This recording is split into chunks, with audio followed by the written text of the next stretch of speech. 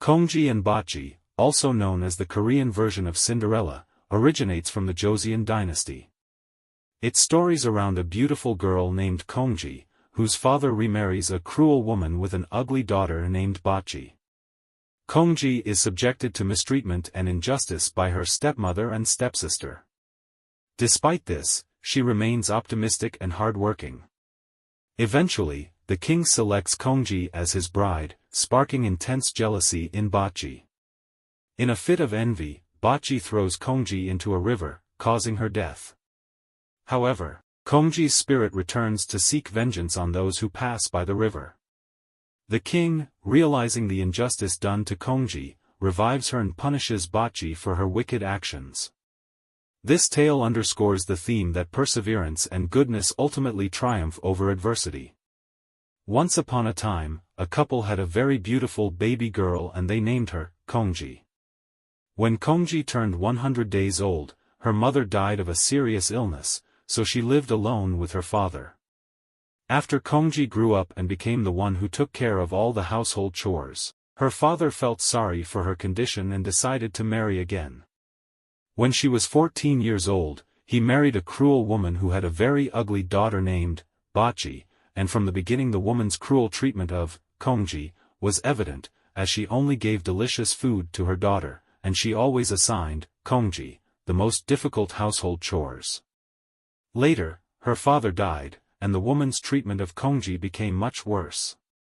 She deprived her of food, made her wear cut clothes, and forced her to do the most difficult and dirtiest tasks. One day, the woman ordered Kongji to plow the field with a wooden shovel. The field was very large and the shovel quickly broke, so Kongji kept crying for fear that the woman would hit her. A cow appeared to Kongji, comforted her, and she plowed the field for her. When the cow finished, she gave Kongji a basket full of apples as a gift. Kongji returned home carrying the basket of apples, and when the woman saw her, she felt very angry because she expected Kongji to return when she had not finished plowing the field. She accused her of stealing the apples and giving them all to her daughter, Botji, and leaving Kongji without dinner.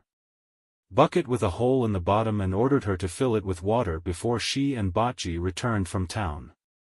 Kongji did not notice the hole, so she continued trying to fill it but never succeeded, until a turtle appeared to her and blocked the hole, filling it with Kongji the Aquarius. Finally, when the woman came back and saw this, she became enraged and beat Kongji severely. The years passed at this pace until one day the king announced his desire to marry. He invited all the girls to a dance party, and they would all have the opportunity to dance with him until he chose the queen. The woman wanted her daughter, Botji, to be the queen and was afraid that Kongji would take her chance due to her beauty, so on the day of the party she gave Kongji a huge bag of rice and ordered her to peel it all before they returned from the party. Kongji wanted to go to the party, so she asked the sky for help. Birds descended from her and immediately finished peeling the rice. After them, a fairy appeared and dressed Kongji in a beautiful dress and colorful, well-made shoes. For men in Gama, Korean palanquin, carried her to the dance party. The king went to her to ask her name, but before the king arrived, she saw her stepmother and her daughter, Botji, and she was terrified and ran away. At the same moment, Botji had spotted her and told her mother about it. When she was crossing the bridge on her way back, she tripped and her shoe fell into the water. Later, the king found the shoe and vowed to marry its owner. The king's servants walked around with the shoe on all the girls on the ground, but it did not fit any of them, until they reached the village of Kongji and found it. She happily brought the clothes she had attended the party in and her shoes and married the king. Marrying the king, so she threw her into the river and assumed her identity to live with the king. Kongji's spirit returned for revenge and began to haunt everyone who passed by or across the river, until a brave man passed by and faced her ghost, so she told him everything. So the man conveyed the story to the king. After hearing the story, he immediately went to the river in search of her. He expected to find her body there, but he found a golden lotus flower and kissed it, and Kongji came back to life. The king sentenced Botji to death, and ordered the servants to make sauce from her corpse and send it to Botji's mother.